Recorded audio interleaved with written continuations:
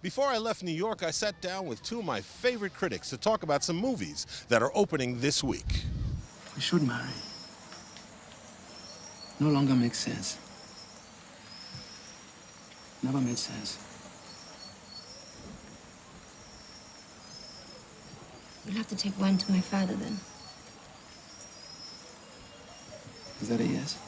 Welcome back to Arise on Screen. I'm joined in the studio by artist, filmmaker, and film critic from Italy, Chiara Spagnoli Gabardi, and Justine Browning, film critic and raconteur. Is that good? Okay, so we're going to talk about a few films that have come out this week. The first film we're going to talk about is a film called Half of a Yellow Sun, which is based on the novel by, I'm going to try and get this name right, Chimamanda Ngozi Adichie. And it's a very well-known novel, came out in 2006. And it tells the story of these two sisters who take different paths, but then come back to Nigeria pretty much the wrong time when there's the Biafran War in 1967. And what I liked about the film and the story is that the conflict between these two sisters reflects what's going on in the country.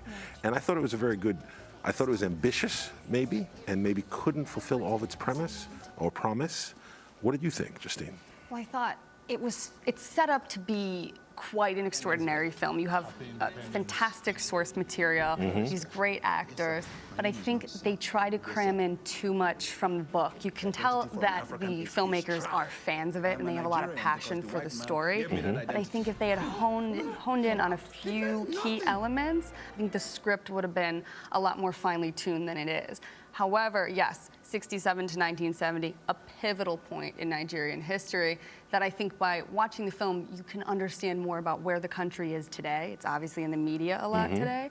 It's an important film as well because there are a lot of people in the country right now who still do not know how to read. It's a chronic problem.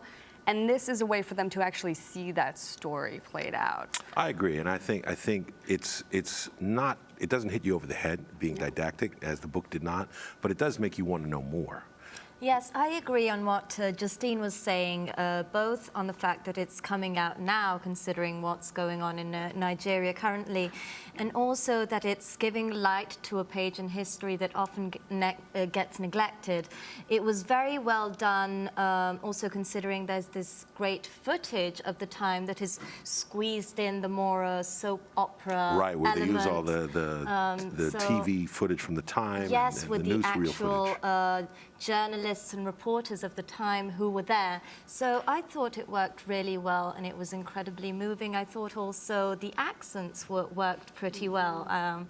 What did you think about the Nigerian accent? Well, I thought the Nigerian accents worked well, but what really struck me is the cast, because this movie came out a while ago and they kind of held back on the release. And now Chiwetel Ejiofor has become a big star. Anika Noni Rose is a much more well-known name now. And Thandie Newton, actually at the time, she was probably more well-known than anybody else in the cast, because they have a relationship that's pivotal to the story. We're fine as we are. We're at war. And my mother will have to decide what will be done with my body if anything happened to me. You should decide that. Stop it. Nothing will happen to you. I know nothing will happen to me. I just really want you to marry me. We should marry. No longer makes sense. Never made sense. You'll have to take wine to my father then. Is that a yes? Yes. Now, I think that clip says a lot, really, about the story and just why they got along, but also counterpoints, like we were saying before, what's going on in the movie now. What did you think, Justine? It coming out now, I have heard that the release has been delayed in the country. Several years. Yeah, because of the tribal conflicts are still prevalent today. So if it helps people understand what's going on now, I think all the better that they use it. I agree. Coming up, the world's most famous monster has returned. Godzilla opened this week in 3D.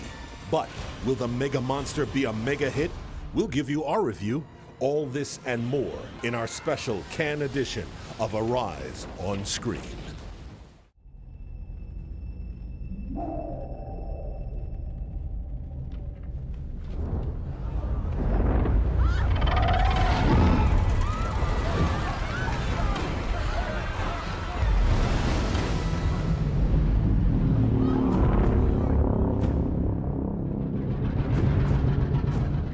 Welcome back to Arise on Screen. I'm still here with film critic Chiara Spagnoli Gabardi and Justine Browning.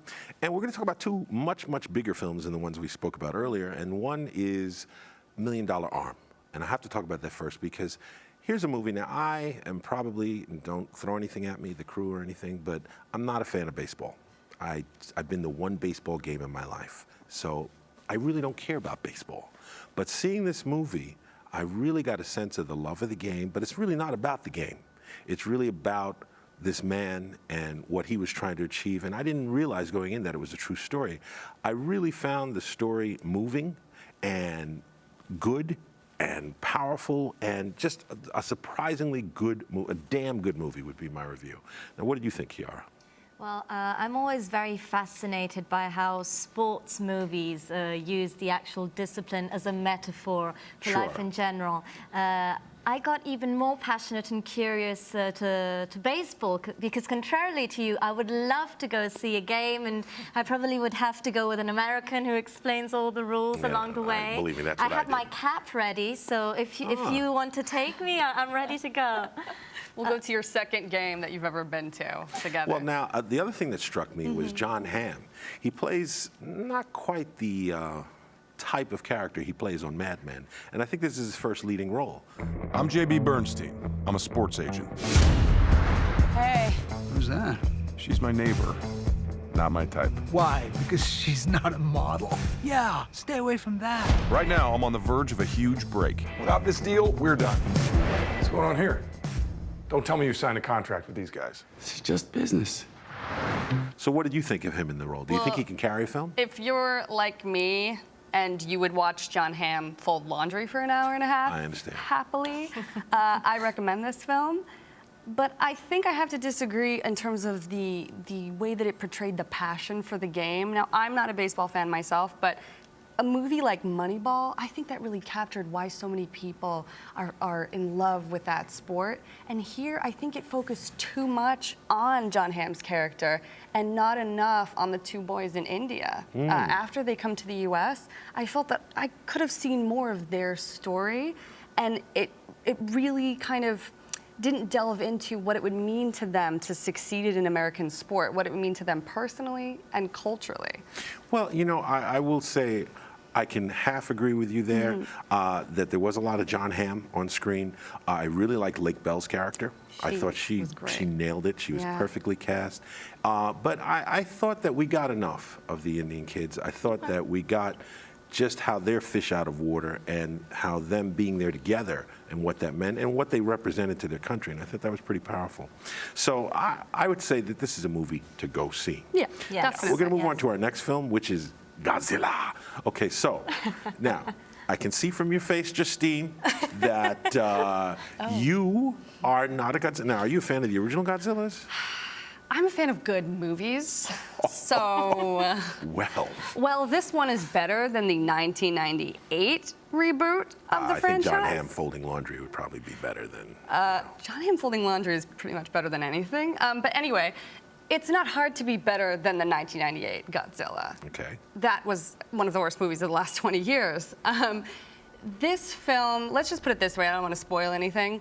One of the more interesting actors and characters is killed off around the 25-minute mark, and he gets out before it just implodes. Before the movie implodes. Just absolutely implodes. I think the original Godzilla was very much playing up on the fears following Hiroshima and Nagasaki. And what they try to do here is bring in a more modern element, our feelings towards the modern warfare They Americanized conflict. it, essentially. Exactly. That they don't succeed here. The script gets very clunky, and I found myself just not interested in the story by any means. Well, I will say this before I go to you, Chiara. I think that you're right that the original Godzilla was more of a metaphor for uncontrollable power, which, if you look at all Japanese science fiction, that's a theme. True. Power that gets out of control and just destroys. But later on, Godzilla kind of morphed into more of a hero, where he fights other aliens and other monsters, from other planets, and Godzilla is kind of a hero, sort of like the Terminator the case in this was, story. where he became bad guy and then a hero. But I think, in many ways, I think that they were counting on the effects to carry the film. Now, what did you think, Chiara? Yes, they were definitely counting on that. I must say, Godzilla in general is not my cup of tea. I usually get pretty bored with the character itself. Even those singing twins? No, no. But this film, yes, was very much dragging along, and we have to wait so much before actually seeing Godzilla.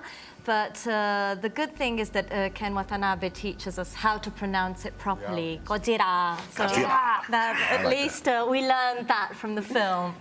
Well, you walked away learning how to pronounce Godzilla. That's her review. Okay. Learned how to pronounce Learned Godzilla. how to pronounce In Godzilla. Japanese. Well, let me ask you, what did you think? Now, we talked about John Hamm from Mad Men doing this role. What do you think of Bryan Cranston? He's been doing a lot of work since Breaking Bad, but here he's really kind of one of the main characters. What do you think of his work? I think he was good. I think the general performance of all the actors was pretty astounding, and the digital effects were breathtaking, but the story didn't have elements. It was just all spread out, and I don't know, what did you feel with Well, that, you know, Justine? back to folding laundry, I think Bryan Cranston is an actor who can make something mundane like that compelling, and he definitely works with what he's given, which isn't much, but he gives it this depth. He gives it He's this got passion. gravitas. He's got gravitas. Yes. We know that. And, you know, like Elizabeth Olsen, Aaron Taylor-Johnson, their storyline, it started off okay, but then it was just so dull, especially towards the end. It was so implausible and just... So, towards the end, even though you see Godzilla, you were bored. I was so bored. They're Well, not enough to save Not it. enough meat. And now the Godzilla itself, now what they've done here is they've tried to give us some details of the original Godzilla. He's got the same scales on his back, and do you care about any of that? You know, I think the monster looked a lot more vivid, and I think they gave it more human features, I think. But, you know, it just still didn't. That was one of the highlights, but it still just Didn't didn't. move you. It didn't give it. All right, well, Never. thank you for being honest. So, well, thank you, ladies. I've enjoyed you being here. I enjoyed talking movies about you, talking about movies with you, okay? Always. Stay tuned for more Cannes coverage across the Arise News Network. You can watch me tomorrow on our sister show, Arise Entertainment 360. Thank you for watching this special Cannes edition of Arise on Screen.